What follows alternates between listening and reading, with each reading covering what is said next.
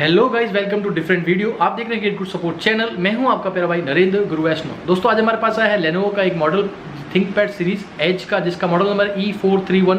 आज वीडियो में हम करेंगे कीबोर्ड रिप्लेसमेंट, पूरा स्टेप बाय स्टेप। वीडियो पसंद आए तो लाइक करें, पसंद आए तो डिसलाइक करें और कमेंट करके दोस्त जरूर बताना कैसा लगा आपको ये वीडियो। अगर ये वीडियो फर्स्ट बार आप हमारे यूट्यूब चैनल से देखें तो हमारे चैनल को आप सब्सक्राइब कर लीजिए। इसी टाइप्स की वीडियो में लगातार लाता रहता हूँ। फेसबुक और इंस्टाग्राम से देखें तो हमारे पेज को लाइक करें। करते हैं वीडियो को स्टार्ट, चलिए शुरू करते हैं।